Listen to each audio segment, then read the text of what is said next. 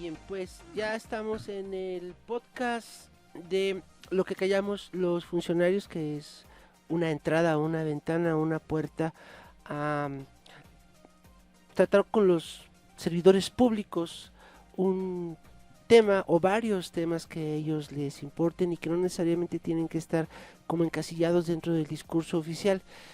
Y ahora nos acompaña aquí el secretario de SADER, Cuauhtémoc. ¿Cómo estás? Bien, Sergio, Bien. gracias. Bien. Estamos platicando de los orígenes de Cuauhtémoc en la costa. En la costa de Michoacán. Tú naciste en Lázaro Cárdenas. Bueno, Naciste en Uruapan. nací en Uruapan y luego me registraron en Arteaga.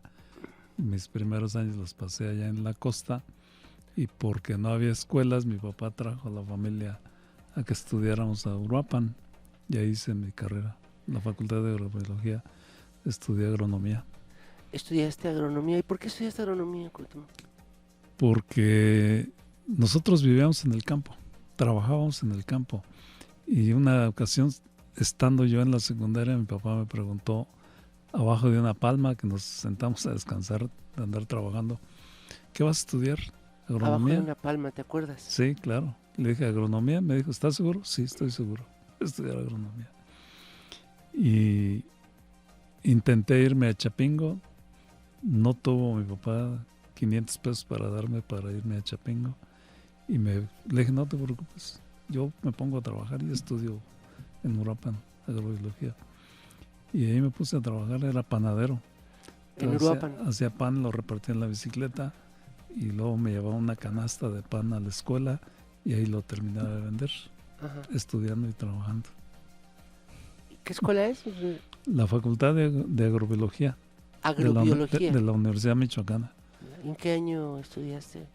De 1971 al 72 al 78. ¿Pero dónde creciste? ¿Dónde fue tu infancia? Combinado entre Uruapan y la costa. Cada que había oportunidad de irnos a la costa, nosotros nos íbamos. ¿Qué prefieres, la costa o Uruapan? Prefiero vivir en el campo. Y evidentemente en la costa pues es muy bonito. Que es mantenemos allá ese terreno que mi padre nos dejó con palmas y ganado, pasto, y entonces allá es donde creciste, ahí nacieron mis hermanos, sí, ahí está igual como mi padre lo tenía. Mis hermanos mayores allá crecieron, ahí hay una casa que se hizo para el general Cárdenas. ¿Cómo para el general Cárdenas? El general les pidió a mi papá que les hicieran una casa para él llegar ahí. Una casa muy modesta de bajareque, troncos en las esquinas y tejido de bajareque y repellado. ¿Qué es bajareque? Es un tejido de bordón, se llama. Es un tipo de carrizo sólido que se da en la costa. Se raja y con eso se hace el tejido para armar las paredes y luego se enjarra y ya queda con techos de lámina. O sea, tu papá conoció al general. Convivió con él. Con el general. El general escribe en las memorias del general, habla de mi papá en varias partes. ¿Eran amigos? Eran amigos. Sí, se conocieron en el Marqués, en el campamento de la construcción del puente de la vía que está ahí, el puente del Marqués precisamente. Y luego en Apatzingán, mi papá era telegrafista y él era el jefe de la oficina de telégrafos. Bueno, todo. ¿Tu papá? Él era el intendente, el que repartía los telegramas y el jefe de la oficina. Cuando lo platicábamos ahorita, cuando solamente la comunicación pues era por telégrafo, ¿no? Nada más. Creo que ni tren había. ¿De qué año estamos hablando? 1936, 38. Hasta el 45 estuvo en Apatzingán. ¿Tu papá? Sí. Todavía no había carretera para Lázaro. No había para Lázaro. De Pinos para allá era terracería. Ni tren. Ni tren, ni energía eléctrica. Y allá donde se quedaron en el Malacate, ni escuelas. Cuando se fueron, el general le mandó a un profesor para que estuviera con ellos dándole clases a los niños de lo que fue originalmente la colonia del Malacate, 30 familias, y entonces había un buen número de niños. que estaban ahí estudiando primero, segundo y tercero de primaria con un solo profesor. Entonces ese fue el origen de la familia. Posteriormente todos nos unimos a Uruapan a estudiar. Fíjate que mi familia tiene más o menos la misma ruta, porque mi familia, nada más que ellos eran de Taretan, y después se van todos a Uruapan a estudiar. Sí. Y ahí creció mi familia, en Uruapan, y nosotros teníamos Uruapan, a pesar de vivir en la ciudad, como si fuera la tierra prometida, era para nosotros. Entonces, cada vacaciones hacíamos una excursión familiar que duraba, como una peregrinación que duraba como 17 horas de la Ciudad de México para llegar y tocar tierra en Uruapan. Y yo recuerdo justamente, esta metáfora me salió ahorita, pero recuerdo Uruapan como una especie de Edén, de tierra prometida, donde llegábamos caminando cada año. Y ahora me da mucha pena ver lo lejos que está esa ciudad, la ciudad que tenemos ahora de Uruapan, de la ciudad que era antes. En cuanto al ambiente, me refiero al ambiente que se siente antes, era como, no sé, cómo decirlo, más entrañable Uruapan. Ahora es una ciudad un poco que a veces hasta te da miedo. Es la sensación que me da. Me sabía todos los rincones de ahí de Uruapan, las tostadas de Isidro, el pulque de papa, la cebadina, el pan de los raspados de Don Genaro. Esos no te los manejo, fíjate. En el centro había Don Genaro, un señor que toda su vida estuvo ahí con sus raspados. ¿Y que vendía, no el que vendía mangos también, mangos verdes ahí en el centro? No, él siempre con su trocito de hielo y sus botellitas preparados de miel de frutas que él mismo hacía y un raspado de hielo. El mango verde, que para mí chilango era una verdadera excentricidad, pero yo me iba cargado de mangos verdes a la Ciudad de México y me maduraban, desgraciadamente, pero para mí era volver solamente por el mango verde y por el chile piquín tostado, que en México no, tampoco se maneja. Sí, así es. El pulque de papa, ¿qué cosa es eso? Creo que hasta la fecha es una cosa muy rara en Michoacán, pocos lo conocen. Y sigue estando allá, sí, claro. Sigue estando. Sí, está en... ¿Qué calle es esa? En la calle Cupatizio. Cupatizio. Sí, bajando del centro allá una cuadra. Para los que no lo conocen, yo creo que es una de las perlas escondidas de la ciudad de Uruapan que todo el mundo tiene que probar, porque es una cosa muy rara, es un curado de papa al que le ponen col, ¿sí? Me si me equivoco. Sí. Salsa roja de molcajete. Chile rojo. Chile rojo. Después un pico de gallo y creo que limón y sal. Y bicarbonato, le ponen una pizquita de bicarbonato. El pico de gallo es jícama con naranja principalmente. Y qué delicia, ya se me antojó. Y yo no lo he visto en ningún otro lugar. Está muy rico. Como la cebadina de Uruapan tampoco hay en otro lugar. Te digo otra cosa que hay en Uruapan y no hay en otro lugar. Y que mi papá, desde su soledad en una unidad habitacional del Infonavit en la Ciudad de México, ha tenido que enseñarse a preparar, que son ¿cómo se llama este pan que es como una chilindrina? Las aguacatas. Las aguacatas. Tampoco hay aguacatas. Sí hay en otro lugar, hay en la zona, en Peribán, en Los Reyes, en esa región hay aguacatas, pero no tan buenas como en Uruapan. Creí que ibas a decir los plátanos con hueso. Ay, es así, ¿qué es eso? Ya te gané una. En Uruapan es el único lugar que hay plátanos con hueso. Todos los plátanos tienen semillitas muy chiquitas que te las comes, pero ahí son huesos de este tamaño, así. Tienen en el centro sus huesos. ¿Sí? Pero es un plátano grande, es un plátano pequeño, no, es como el plátano macho. Es un plátano un poquito más pequeño, como manzano? El costillón, más grande que el manzano, el costillón, algo parecido al costillón, color naranja, y se dan en el Parque Nacional en Uruapan. Esos plátanos los llevó Tatabasco. ¿De dónde trajo la semilla? No sé, pero... Te iba a preguntar si era endémico, pero no creo. No, había en Taretan también, no sé si todavía se conserve, pero esos son únicos en esa zona y además medicinales muy buenos para, medicinales, para los además. riñones. No, ya nomás para cerrar, porque si no Nos voy a vamos soñar a ir. con eso. ¿Conociste el pan de los Cáceres? ¿O las Cáceres? No. Es un pan que está por la calle Constitución.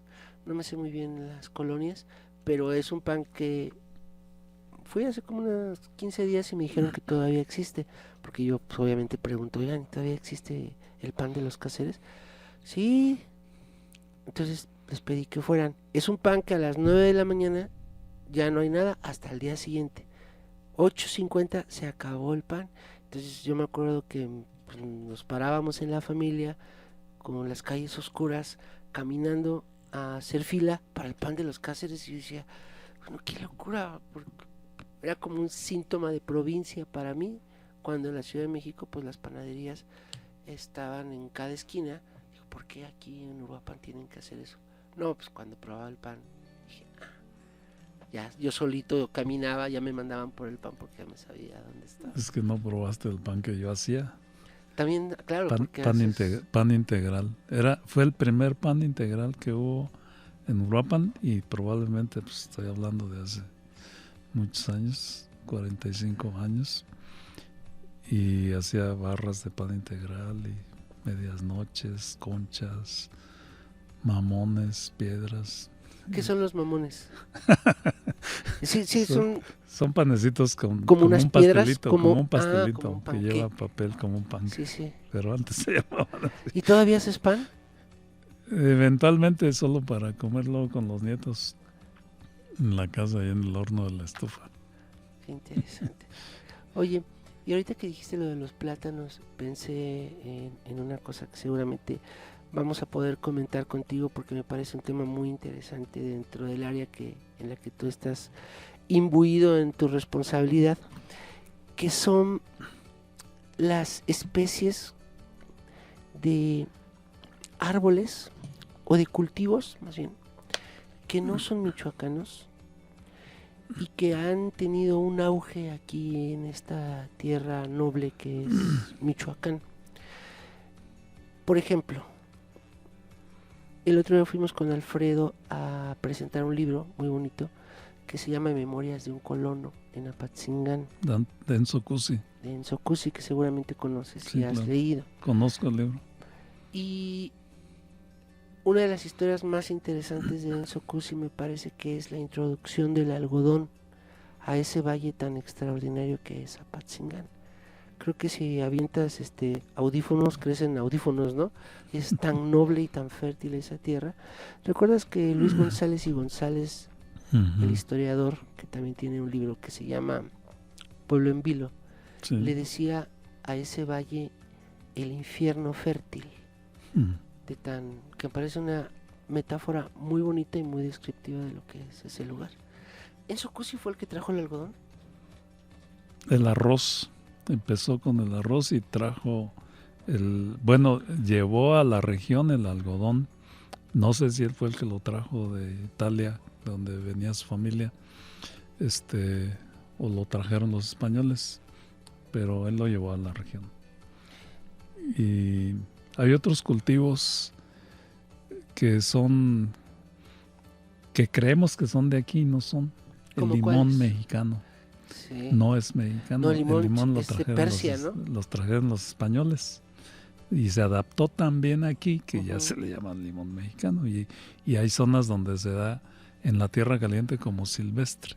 ¿Ah, sí? El aguacate Hass. Permítame contestar, maestro. Yo sé que lo inventaron en California. En California.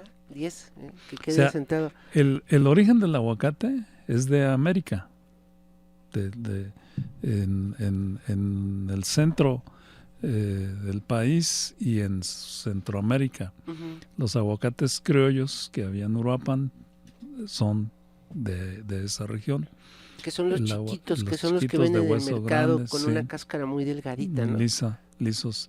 Pero en la costa, aguacates paguas como en el sur, Que es en dulce Yucatán. ese Es aguacate. un aguacate grande, también liso y más dulzón, efectivamente. Que es como Entonces, el que se comen en Brasil. Sí, sí. Entonces, a partir de esos aguacates criollos, este cuate, apellidado Hass, precisamente hace las cruzas y mejoras en California. Y allá lo desarrollan. Y aquí se adapta. Y a partir del Hass se genera otra variedad que ahora se cultiva mucho, que es el Méndez, Sí. que es un aguacate producto de la cruza que se da del polen en la región y empieza a florear antes que el Hass y es más precoz, y entonces esa condición de salir más temprano empiezan a tomar vareta, pero fue un accidente genético que se dio en la naturaleza y aparece en la huerta de Chuco Méndez, y de ahí sale que el de Méndez, porque empezaron a tomar varetas para injertar. ¿Qué son varetas? Son cortes de pedacitos de rama para injertar otro árbol.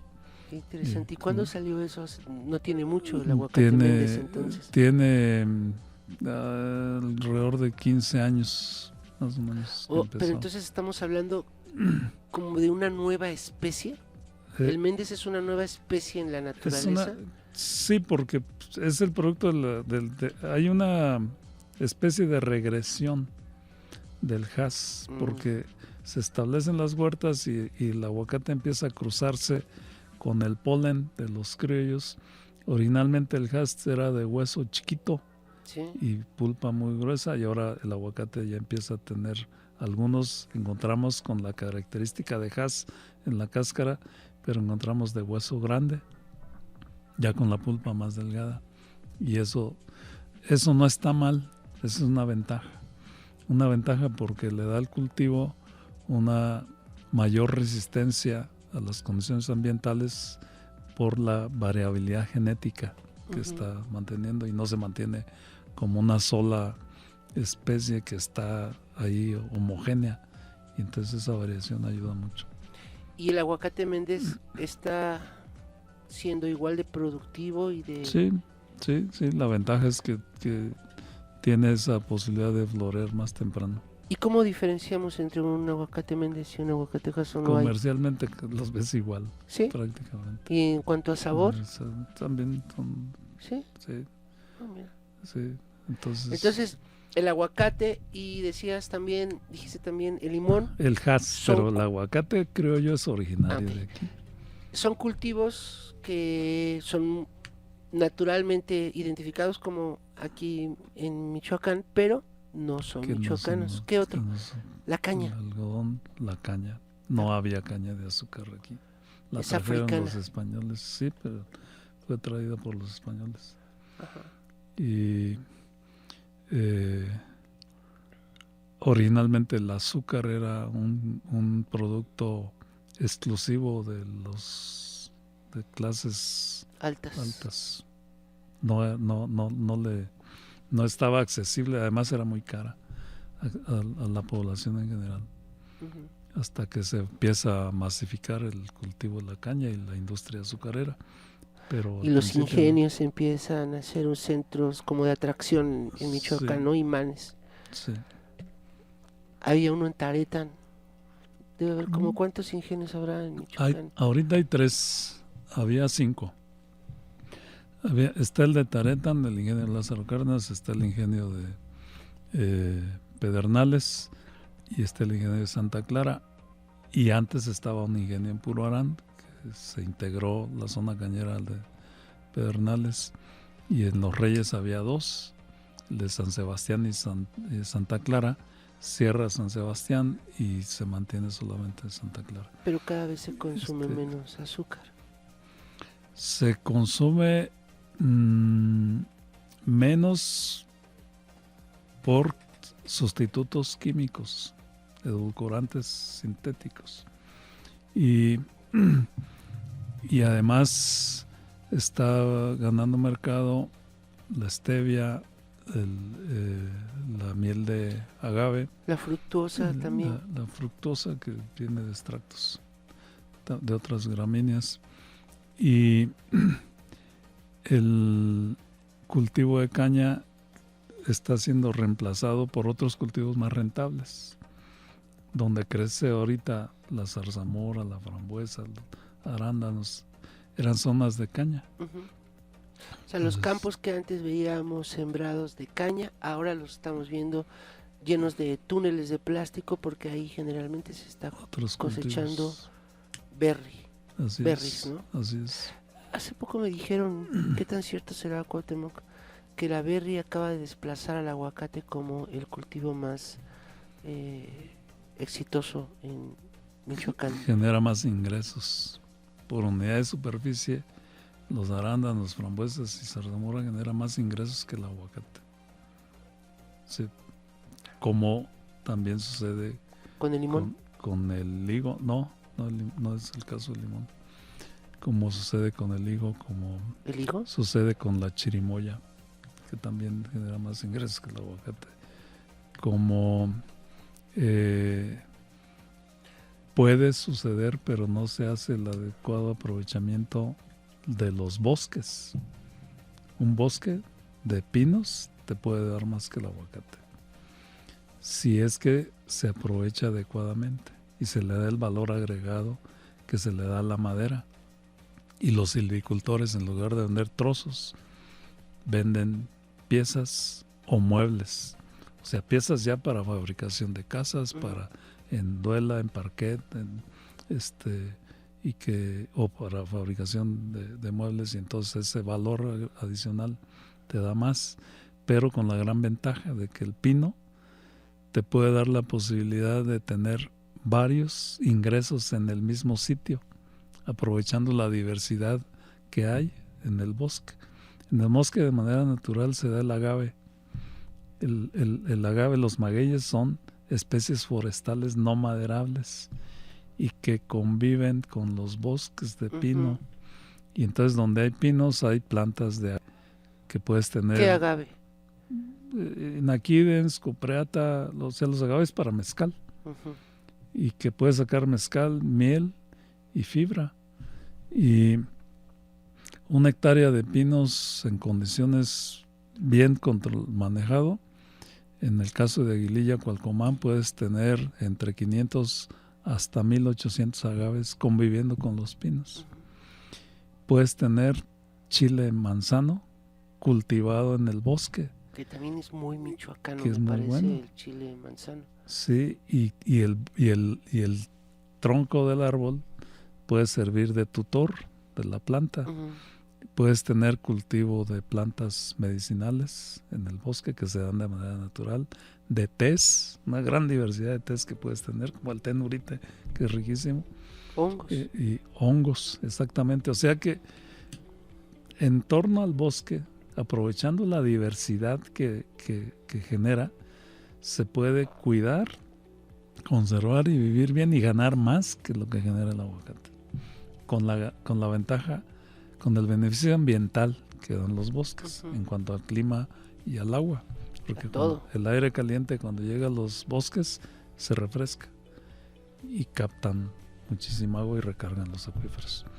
O sea que la visión de que querer y la avaricia de querer tener por un cultivo fácil con el aguacate es mucho más la rentabilidad de un bosque económica y ambiental que te da el bosque.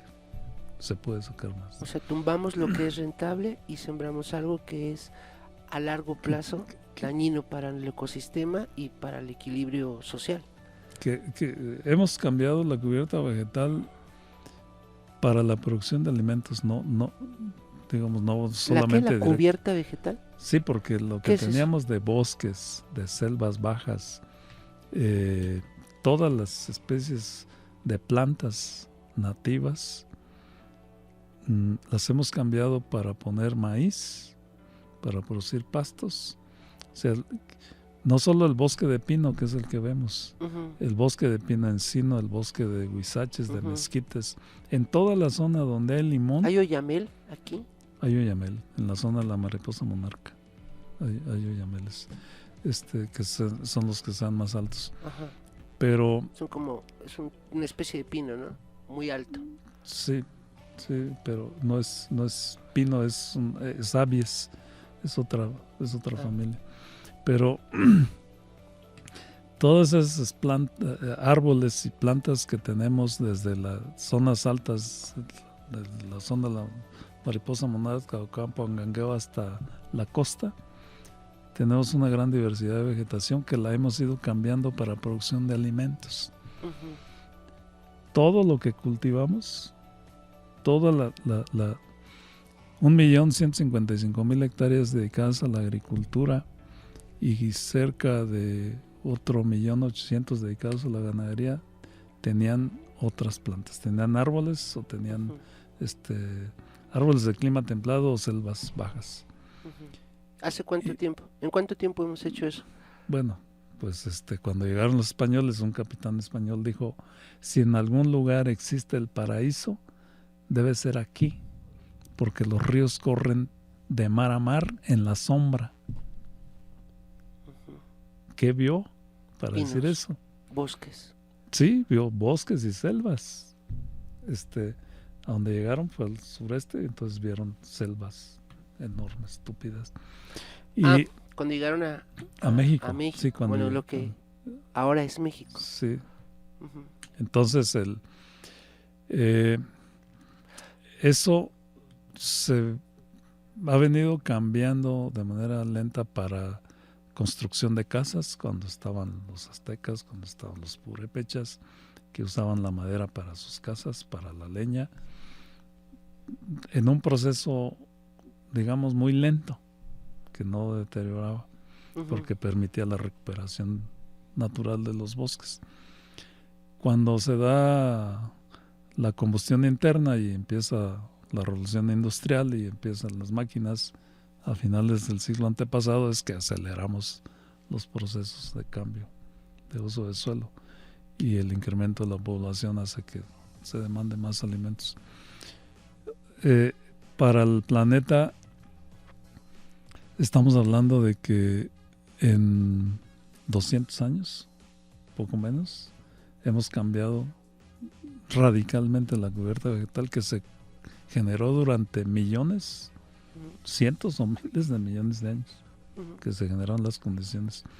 Sí, todos los procesos los estamos acelerando en este último siglo, ¿no? Y entonces, pues eso tiene que ir cambiando, que es una de las cosas que estamos impulsando, la visión del productor, para que sepa que lo que tiene en la tierra es el origen de la vida, de los alimentos, uh-huh, y la calidad de los alimentos tiene que ver con la salud y tiene que ver con el manejo que se le da al suelo, uh-huh, y restablecer la fertilidad e ir asociando cultivos agrícolas en prácticas de agroforestería, como se hace en el programa de producción para el bienestar, o prácticas silvopastoriles, donde se hace la asociación de pastos con árboles, ya sea forestales o frutales. Uh-huh.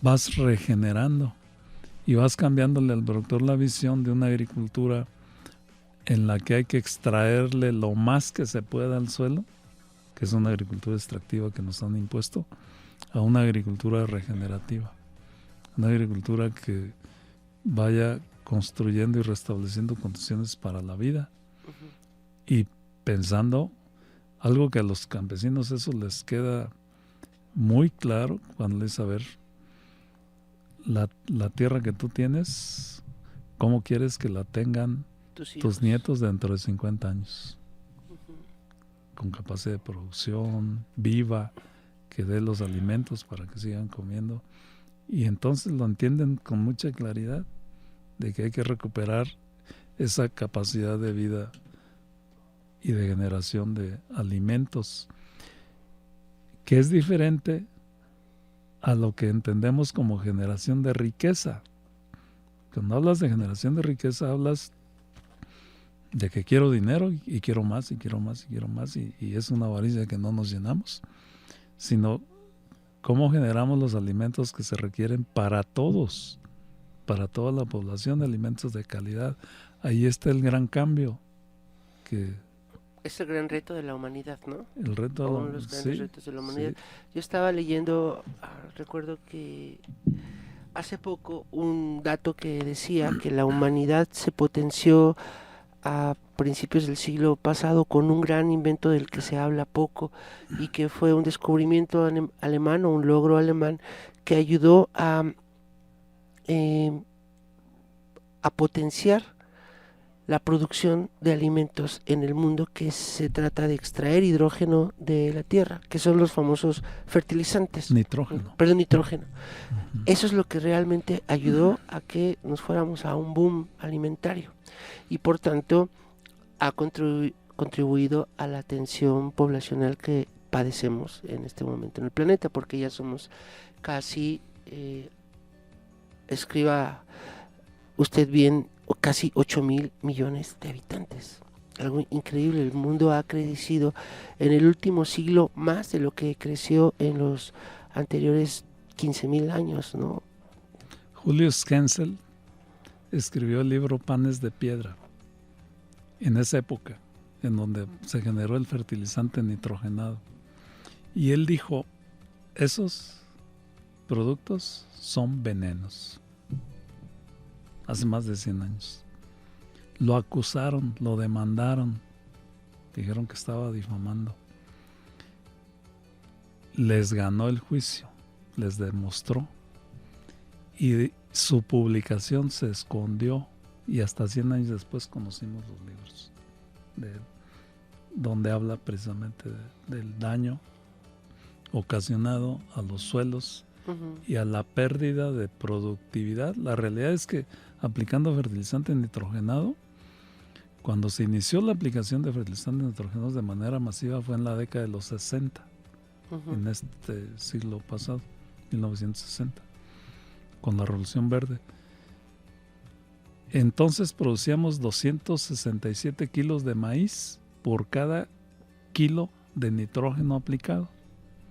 Actualmente andamos alrededor de 50 kilos de maíz por cada kilo de nitrógeno. Es decir, que la tierra ha sido está ineficiente. Perdiendo. El fertilizante ha sido ineficiente porque ha ido perdiendo precisamente materia orgánica, actividad biológica y minerales. Porque el nitrógeno es solo nitrógeno. Y la planta necesita fósforo, potasio, calcio, azufre, zinc, manganeso, todos los minerales que hay en el suelo. ¿Y el suelo se puede regenerar, Cuauhtémoc? Quizá sea una pregunta que parezca obvia, pero quizá... El suelo, cuando hay suelo, se puede regenerar, pero no es un recurso renovable. El suelo, cuando lo perdemos y que destapamos por la erosión las piedras, ya no lo podemos regenerar, porque no nos da el tiempo. Ni dejándolo Son descansar. Millones, no. Donde ya hay solo piedras, se ocupan millones de años para recuperar el suelo.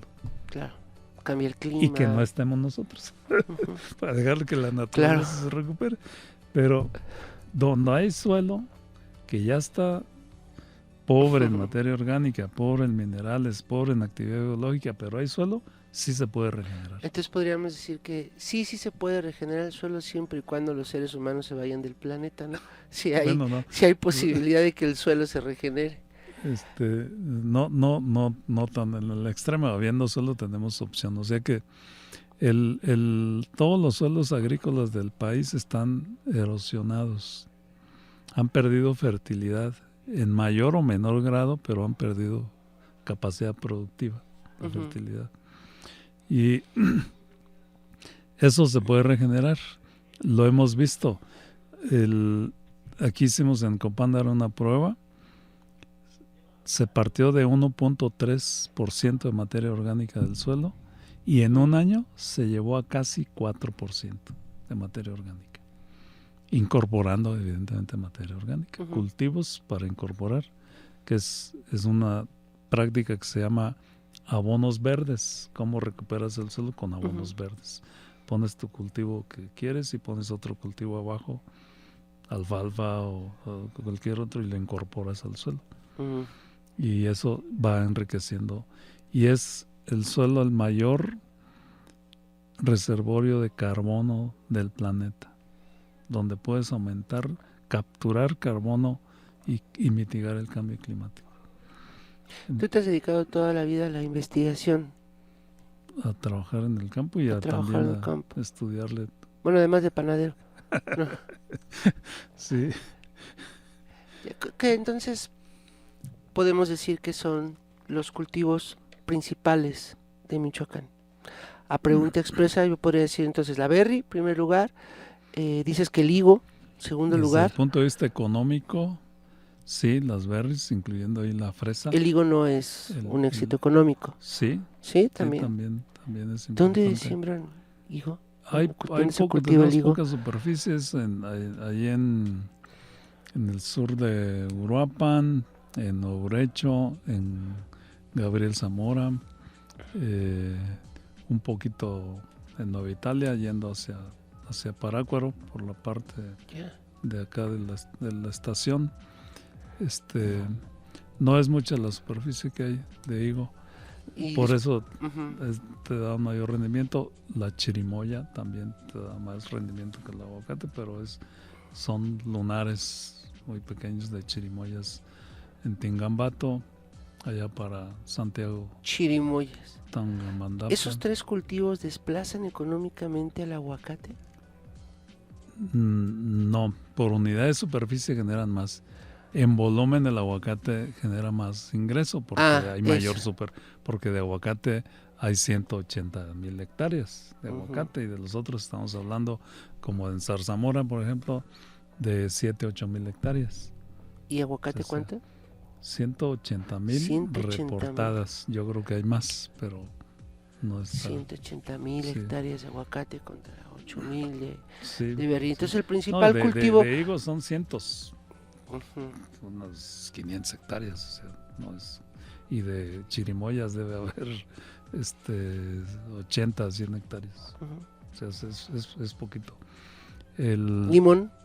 El limón tenemos en Michoacán ya alrededor de 80,000 hectáreas, que es importante, no da el mismo ingreso, es muy variable. ¿Guayaba? Por la época, guayaba también.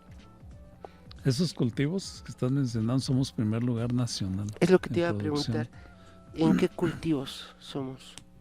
¿Primer lugar? Primer lugar los michoacanos. Bueno, pues está, además de aguacate, limón, guayaba, fresa, lenteja. El 80% de la lenteja del país se produce en Guánico, Coneo y parte de Zacapo. 5. Son 18 cultivos. Son 18. 18 cultivos que somos primer lugar. Y 15 segundo lugar nacional. Michoacán es un estado agrícola, entonces. Todavía. No industrial, sino agrícola. Es un estado, si lo hablamos en términos agronómicos, de vocación forestal, que hemos convertido agrícola en ganadero. Porque estamos cultivando en zonas que originalmente fueron forestales. Y es una potencia agrícola ahora, gracias a la diversidad de climas, a la diversidad de suelos y a la disponibilidad de agua. Muy pocos estados de la República tienen 450,000 hectáreas de riego, como tenemos nosotros. O sea, hay estados del norte que ya quisieran tener la mitad.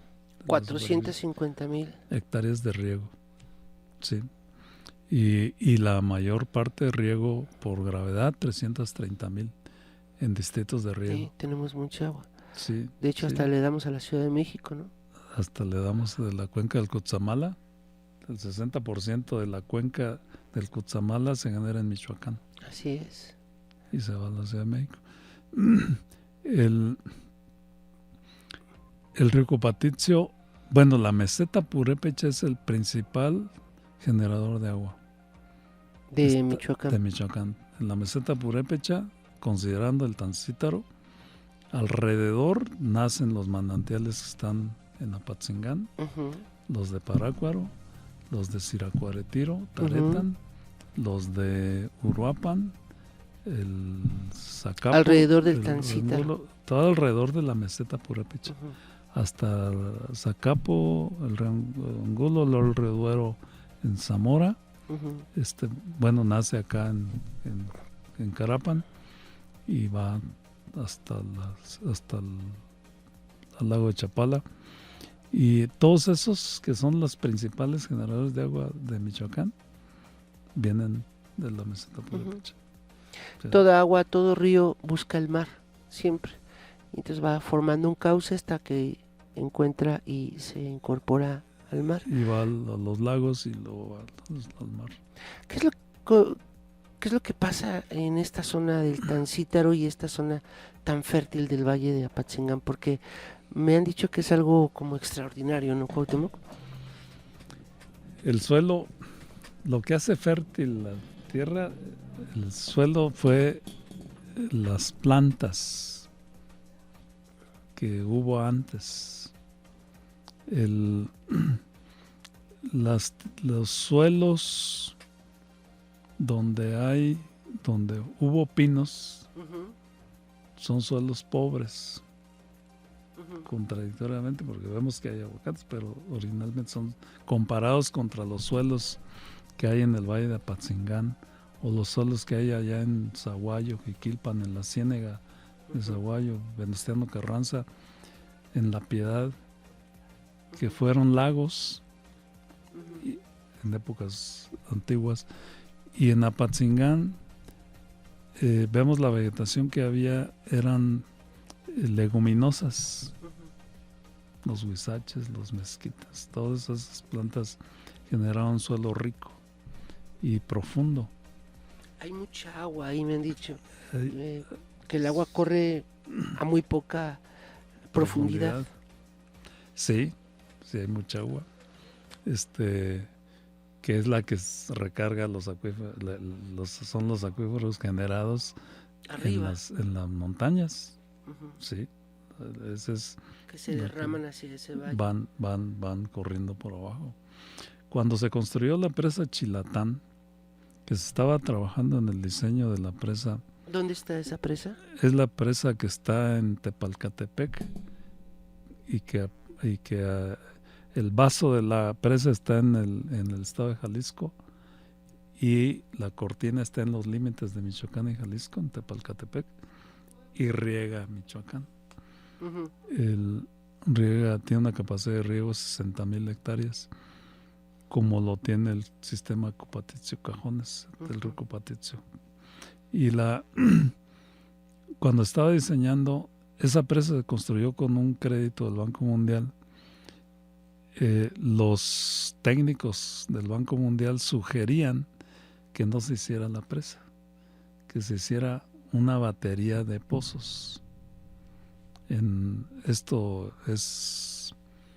Fue por ahí en el 80 que estaban ahí sugiriendo hacer una batería de cientos de pozos para regar, pozos profundos. Y entonces hubo de la Secretaría de Recursos Hidráulicos oposición a ese planteamiento, sino aprovechar el agua superficial que ya está. Y finalmente se construyó la presa. Pero esa era porque es el conocimiento de que hay agua y que era mejor hacer pozos que hacer la presa. Pues realmente no era mejor. La propuesta del Banco Mundial nos iba a llevar a un escenario de un alto costo de producción, porque había que pagar energía eléctrica para sacar el agua. Para sacar el agua. Extraer el agua. Y además se erosiona, ¿no? El suelo. Bueno, no. Se debilita. No. Cuando tú estás extrayendo los acuíferos subterráneos, vas generando cavidades, que es lo que luego se hace en los Seméicos, los socavones. Sí, que de repente, ¡pum!, se hunden los camiones. Entonces, y teniendo el agua corriendo en los ríos, pues haces la presa y ya la distribuyes.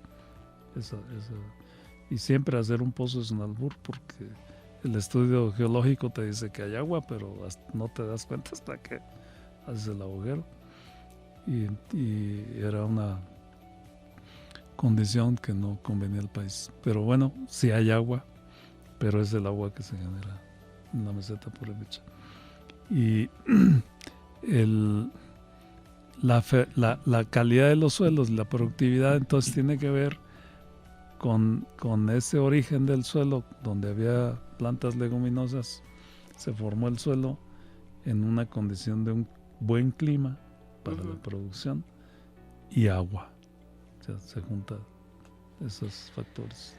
Pues qué interesante, Cuauhtémoc. Yo creo que podría estar toda la tarde platicando contigo y aprovechando el conocimiento que tienes de esta beta profunda que es Michoacán y que tiene con su tierra. Te la cambio, te invito para cuando puedas, para que sigas compartiendo con la gente todo tu conocimiento y todas estas inquietudes que nos puedes transmitir. Y cerraría con una pregunta, si me permites, antes de que nos despidamos. ¿Cuál es para ti el reto que tenemos en cuestión de agricultura? El reto inmediato que tenemos todos los michoacanos. Sí, lograr cambiar el uso de agroquímicos por el uso de insumos orgánicos para nutrición, que estoy hablando de compostas, lombricompostas, lixiviados de lombriz, bokashi, abonos verdes, cambiar el uso de pesticidas, insecticidas, nematicidas, fungicidas, todos los pesticidas que hay. Todo lo que termine en ida. Que se puede cambiar con el uso de extractos vegetales, como extracto de ajo, de nim, de chicalote, de cempasúchil, de muchas plantas que tienen propiedades para el control de insectos patógenos sin afectar los polinizadores, y cambiar el uso de herbicidas por extractos vegetales de plantas alelopáticas que afectan a las otras plantas que nosotros vemos como malas hierbas, que hay que controlar nada más, no hay que acabarlas, como hay que controlar también los insectos que dañan los cultivos y no erradicarlos. Eso es lo que más nos surge. Eso yo creo que es un tema importante, porque tiene que ver con la calidad de la producción, tiene que ver con mitigar el cambio climático, con bajarle costos a la producción, con incrementar los rendimientos. Acabamos de ver un caso buenísimo en esta semana pasada en Paracho. El rendimiento promedio de maíz es de 2 toneladas por hectárea. Con los técnicos de Agrosanos sacaron 6. Si no, va reduciendo el uso de agroquímicos. O sea que el reto es trabajar para la vida, trabajar para restablecer las condiciones de productividad de los suelos con el cambio de prácticas agrícolas, pero lo que se convierte, como lo ha planteado el gobernador, trascendente, es que los productores adopten la tecnología para la producción de los insumos, adopten el conocimiento como propio y no sea una política de gobierno. Ese es el principal reto. Exactamente. Hacer cultura en eso para equilibrar el mundo. Sí. En este cachito de tierra en el que nos toca a nosotros, todos los que habitamos aquí, responsabilizarnos. Exactamente. Pues quedan muchos temas. Está el tema de la crisis alimentaria que se pronostica para el año que viene. A mí me gustaría que platicáramos del cultivo de cempasúchil, que también es un tema porque hay una invasión, hasta donde entiendo, India y China. La berry y el aguacate, que siempre serán un tema muy interesante. La migración y las condiciones de trabajo que hay en algunos cultivos de berry, sobre todo en la zona del Bajío. Muchísimas cosas. ¿Qué te parece si te das una vueltita por el sistema? Pues no sé si puedas la semana que viene, o que semanalmente te hagas un espacio para que podamos compartir esto con todo el público de Michoacán, porque pues ya lo dijiste, somos un estado agrícola, y estos temas, pues tú que eres diverso, autoridad, pues sería muy interesante que los comentemos y los pongamos al aire. ¿Qué te parece? Sí, claro, con gusto. Me encanta. Entonces la semana que viene, tú, sin compromiso, sin hora, tú nos dices, tú nos defines, y aquí te esperamos. De apicultura y de cuántos temas hay. De apicultura también, por supuesto. Claro. Muchas gracias, Cuauhtémoc, muchas gracias a todos ustedes que nos escuchan. Ayúdennos a compartir este podcast y visiten las redes del Sistema Michoacano de Radio y Televisión. Todo el sistema al pueblo. Adiós.